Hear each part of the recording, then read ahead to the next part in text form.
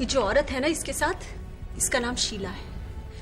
इसी ने इसके घर को उजाड़ा है और आज ये उसे सहेली बनाए अपने साथ लिए घूमती है। तुम भी कमाल हो रेनू, ये सवाल मैंने तुम्हें पूछा तक नहीं, फिर भी तुम बताया जा रही हो। ये निशी की पर्सनल जिंदगी है, हमें इसमें दखल देने की कोई जरूरत नहीं। ये तो इसकी पुरानी आदत है, ये बिन बुलाए मेहमान बनना पसंद करती है। वैसे भी इसको अपनी जिंदगी से ज्यादा दूसरों की जिंदगी में दिलचस्पी है। मैं तो अपने हिस्से के आंसू बहा चुका, जितने बहाने थे सब बह चुके। तुम कब तक इस तरह आंसू बहाती रहोगी स्वेतलाना? क्या हुआ स्वेतलाना? तुम शराब पीकर यहाँ आए हो, जवाब दो। शराब पिया ना तुमने? सुनील से करण डरता है, लेकिन ये तीनों मालूम है नफरत करते हैं अब महीन से। तुम्हें इसी नफरत को प्यार में बदलना है शीला। देखो, तुम किसी तरह महीन को सुनील और रितु की शादी के लिए राजी कर लो। आपको अगर मेरा रवैया गलत लगता है तो मैं उसे बदलने के लिए तैयार हूं। मैं अपना वर्किंग स्टाइल चेंज करने के लिए राजी हूं। मिस्टर खिलनानी, इसके पहले भी हम आपको वार्न कर चुके थे। आइंदा अगर आपसे कोई गलती हुई तो आप एडवोकेट खिलनानी कहलाने के लायक नहीं रहेंगे। तुम दिल्ली जाकर ये टेंडर पास करवाओ और उसके लिए जितना भी पैसा लगेगा मैं दूंगा। राजीव कोहली ने भी टेंडर भेजा है। फिर तो हमारे कहने से पहले मयन साहब हमारे हाथ में 1 करोड़ रुपया रख देंगे। कुछ भी करेंगे लेकिन पैसा लेके आएंगे।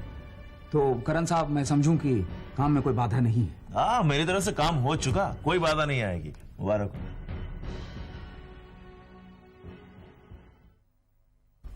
रोनी,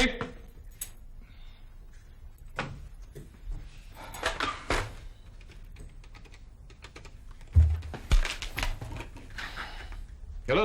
हाँ, जरा उस्ताद जी को फोन देना। ताज भाई, ऋषभ बोल रहा हूँ। जी हाँ ताज भाई, मेरी गाड़ी अचानक खराब हो गई है। वो रोनी का गैराज है ना पार्क स्ट्रीट पर, बस उसी। हाँ बिल्कुल वहीं पर। रोनी ऑफिस में नहीं है, मैं सोच रहा था अगर आप आ जाते तो। जी यहीं पे इंतजार करता हूँ। बिल्कुल, एब्सोल्युटली।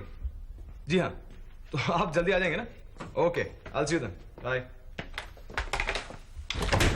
रोनी रोनी रोनी रोनी, क्या हो तुम्हें? कहाँ है रोनी? अरे ऋषभ बाबू, गुड मॉर्निंग ऋषभ बाबू, गुड मॉर्निंग। तुमने दिन में शराब पी रखी? दिन और रात तो आपकी दुनिया में होता है ऋषभ बाबू, मेरी जिंदगी में तो अमावस की रात ही चल रही है। रोनी, तुमने अपनी क्या हालत बना रखी है? तुम्हें शर्म आनी चाहिए। जब बदकिस्मती को शर्म नहीं आई मेरी हालत बनाते हुए ऋषभ बाबू, तो मैं किस बात का अफसोस मनाऊं? लेकिन रोनी, ये सब की वजह क्या है? आखिर हुआ क्या है? वजह यह है ऋषभ बाबू कि मुझे जिंदगी बसाने की वजह नहीं मिली। हर नया दिन आकर मेरी जिंदगी को उजाड़ता चला गया ऋषभ बाबू। और मैं ऐसी सच जानूं कि मैं मर चुका हूं, लेकिन फिर भी जिंदा हूं ऋषभ बाबू, फिर भी जिंदा हूं ऋषभ बाबू।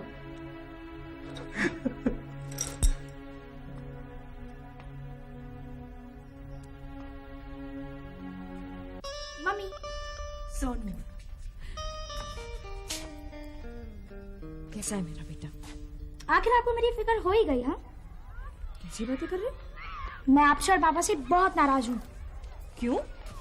मैंने आप लोगों को इतने लेटर्स लिखे और आपके पास और पापा के पास दोनों में से किसी के पास भी टाइम नहीं है मेरे लेटर्स का जवाब देने के लिए। लेटर्स? तूने कब लेटर्स भेजे? आपको मेरा एक भी लेटर नहीं मिला? सिर्फ मुझे ही नहीं, तेरे पापा को भी तेरा एक लेटर तक नहीं पहुंचा।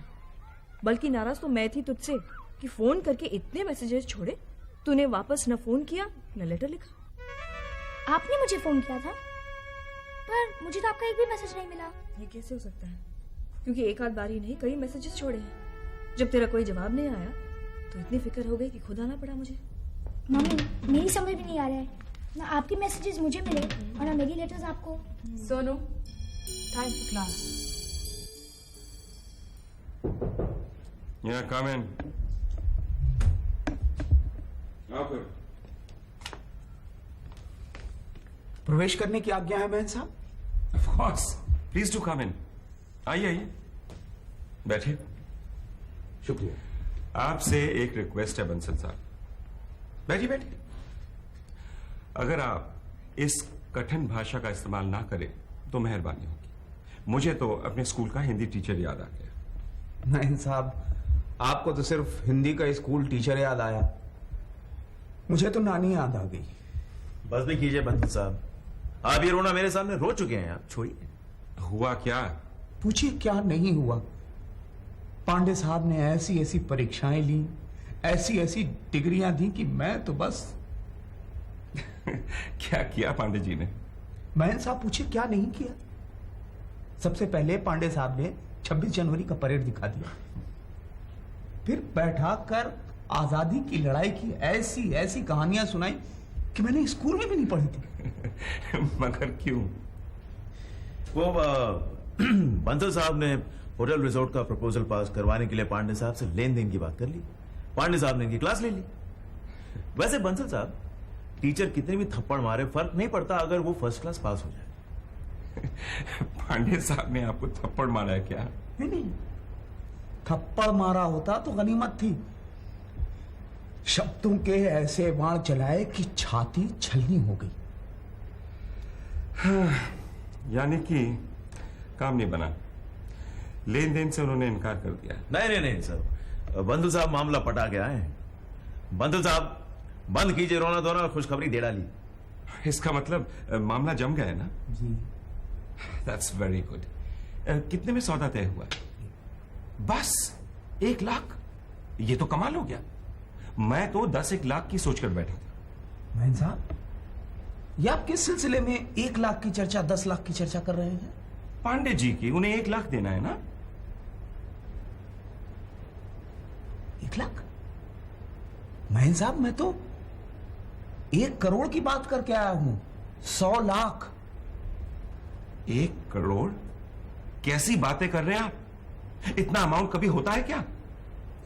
सर लेकिन इस बिजनेस में जितना हमें मुनाफा होगा उतना किसी और बिजनेस में है भी नहीं। लेकिन करण, वो बात की बात है। इस वक्त 1 करोड़ मेरे पास है नहीं, और अगर हो भी तो मैं देने के लिए तैयार नहीं हूं। ठीक है, मैं जानता था ये प्रॉब्लम होगा। चलिए बंधु साहब, ये कॉन्ट्रैक्ट तो अब को मिलेगा। महन साहब, मुझे लगता है ये होटल रिजॉर्ट आपके नसीब में नहीं है, क्योंकि लेविन ने भी अपना टेंडर जमा किया है और वो भी पांडे साहब से कांटेक्ट करने की कोशिश कर रहा है। चलिए करण साहब। ठहरिए, मैं 1 करोड़ देने के लिए तैयार हूं।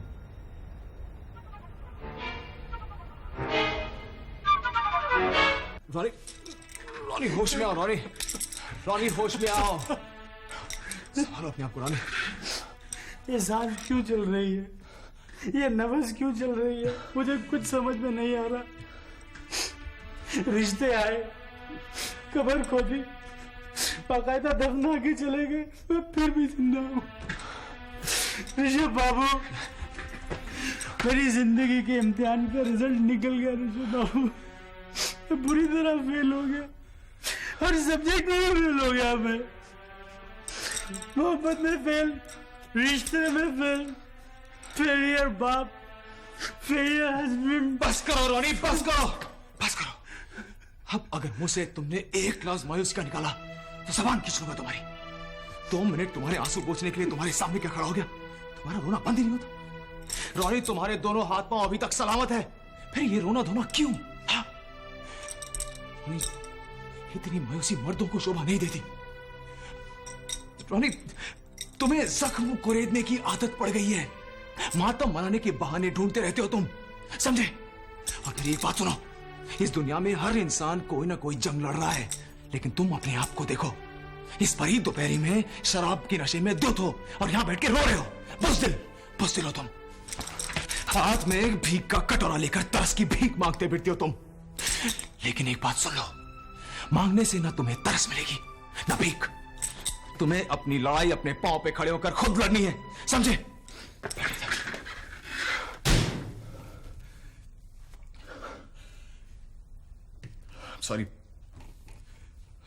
सॉरी रोनी।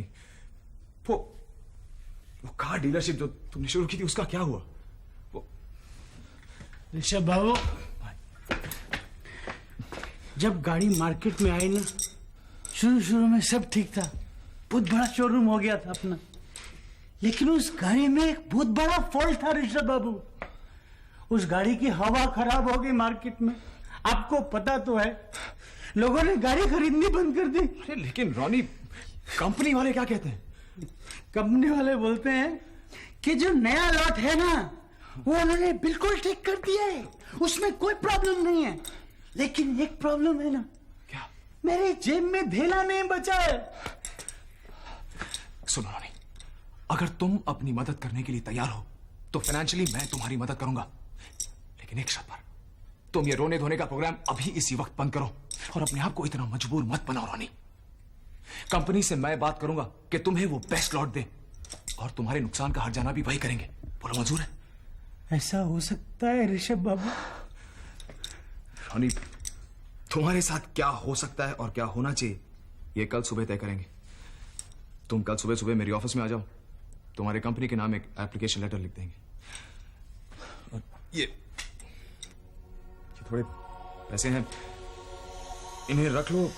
हाँ, अब ये पूरी तरह तुम पर है कि तुम इन पैसों को क्या करते हो। चाहो तो रात को शराब पर उड़ाओ और फिर जिंदगी भर मुझे अपनी शक्ल मत दिखा दो, या फिर कल सुबह को नहा धो के थोड़ा ठीक ठाक करके हाँ मेरे ऑफिस आ जाओ, ठीक है? ऋषभ बाबू, मेरी जेब में तो फूटी कौड़ी भी नहीं है, इसीलिए एक बात और कर दीजिए, एक काम और कर दीजिए मेरा। क्या? प्लीज ये पैसे रख लीजिए। ऋषभ बाबू, मैं कल किसी भी तरह आपके ऑफिस में आऊंगा।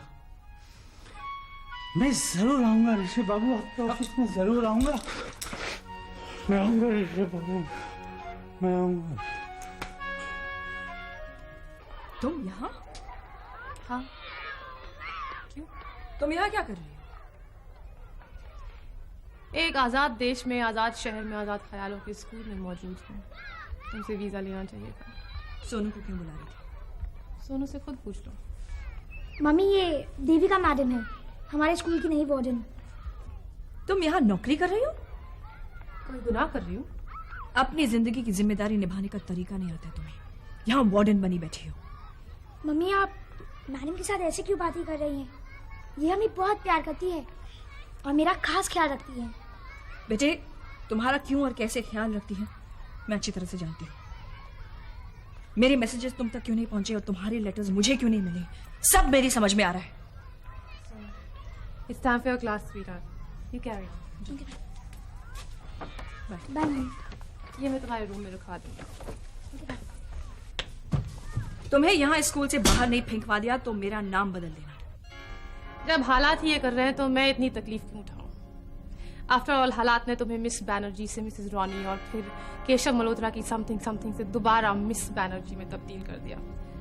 मेरी जिंदगी में चाहे जैसे हालात है, कम से कम उतार चढ़ाव तो आए। तुम तो पहले से ही बेचारी मिस देविका थी और हमेशा वही रहोगी। खैर, फिलहाल मैं तुम्हें यहां से निकलवाती हूँ। प्रिंसिपल साहब से जाकर बात करती हूँ। Principal's office is to the right.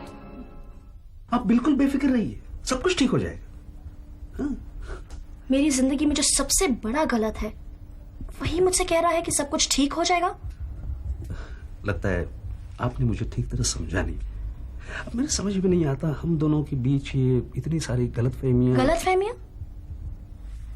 Mister Khilnani, इस दौरान मेरी आंखों ने जो आपका रूप देखा है, इन कानों ने जो आपके ताने सुने हैं, मेरे दिलो दिमाग ने जो आपके जुल्म सहे हैं, आप मेरे लिए एक दहशत की तरह बने थे। मिस्टर खिलनानी, मैंने बचपन में कहानियों और किस्सों में राक्षस के बारे में सुना था, लेकिन आपके अंदर मैंने वो राक्षस देखा है।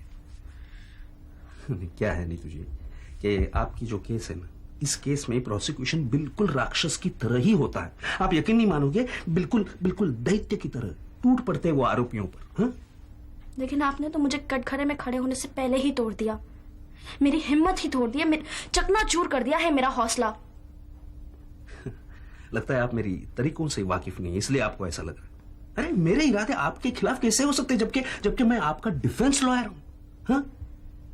और देखो, बचाव के ट्रेनिंग में दिल और दिमाग को मजबूत करना बहुत जरूरी होता है। आपको पता है, जब आप कोर्ट के कटघरे में खड़े रहेंगे ना, तब सारे सवाल बिल्कुल बिल्कुल बुलेट्स की तरह आप पर बरसेंगे। इसलिए मैं आपको बुलेट प्रूफ बनाने की कोशिश कर रहा था। ना मैंने सुना, पढ़ा, ना देखा कि डिफेंस लॉयर के ऐसे तरीकों के बारे में। आप मेरा केस उसी कोर्ट में पेश करने वाले ना जिसमें मेरे पिछले वकील सुनील वर्मा ने किया था। बिलीव मी मिस्टर खिलानी, उस वक्त मैं इतनी मजबूत थी कि मैं किसी भी प्रोसिक्यूशन को झेल सकती थी। और आज मैं अपने डिफेंस लॉयर तक को बर्दाश्त नहीं कर सकती। नहीं, I'm sorry, मैं आपसे माफी मांगता हूँ। लगता है मेरे तरीकों का आप पर गलत असर हो गया। नहीं, अब वही तरीके मैं आप पर नहीं आजमाऊंगा। लेकिन क्या है कि बार काउंसिल में आपने मेरे खिलाफ जो कंप्लेंट दर्ज की है उसे जरा विड्रॉ कर दीजिए प्लीज। मिस्टर खिलानी, अब मुझ पर कोई भी तरीका आजमाने का आपको मौका नहीं मिलेगा। भले ही कोई सरकारी वकील मेरे केस की पैरवी क्यों ना करे, लेकिन आप हरगिज नहीं करेंगे। और रहा सवाल कंप्लेन विड्रॉ करने का, तो वो मैं तब तक नहीं करूंगी जब तक मिस्टर सुनील वर्मा मुझसे ना कहे। चलो कोई बात नहीं, आपने मुझे कम से कम उम्मीद तो दिखाई कि आप कंप्लेंट विड्रॉ करें। मैं कोई बात नहीं, मैं एक काम करता हूँ, मैं सुनील जी से जाके रिक्वेस्ट करता हूँ।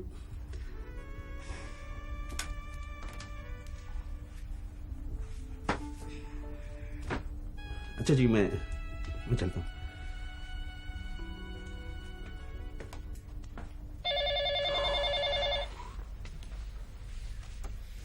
हेलो।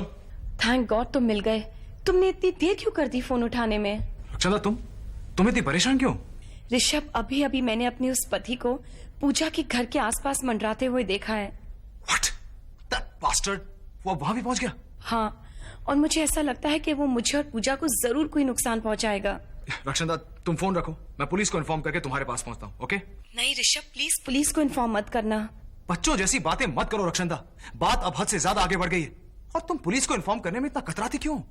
लेकिन क्या ऋषभ पुलिस को इन्फॉर्म किए? लेकिन अगर पुलिस में केस दर्ज करवा भी दिया जाता है तो तुम्हें इसमें एतराज क्या है? प्लीज ऋषभ, समझने की कोशिश करो। अगर ये बात फैल गई तो मेरी बहुत बदनामी होगी। प्लीज खफा मत हो ऋषभ। रक्षांदा, मैं खफा नहीं हूं, लेकिन अगर उस आदमी के खिलाफ कोई एक्शन नहीं लिया गया तो उसका हौसला बहुत ज्यादा बढ़ जाएगा। और एनीवे, तुम इत्मीनान रखो, मैं कुछ न कुछ करता हूं। हाँ बाबा, दूसरे तरीके से। Don't worry Rakshanda, everything will be fine. या प्रणाम भैया। अरे त्यागी, तू बड़े सही वक्त पर आया यार। एक आदमी पूजा के घर के चक्कर काट रहा है और उसका ये बुखार उतारना है हमें। पूजा जी के घर के आसपास उनका कौन आशिक है? अरे नहीं यार, उसका आशिक नहीं है। वो रक्षांदा का पति है, जिसे रक्षांदा बहुत सालों पहले छोड़ चुकी है। रक्षांदा जी शादीशुदा है?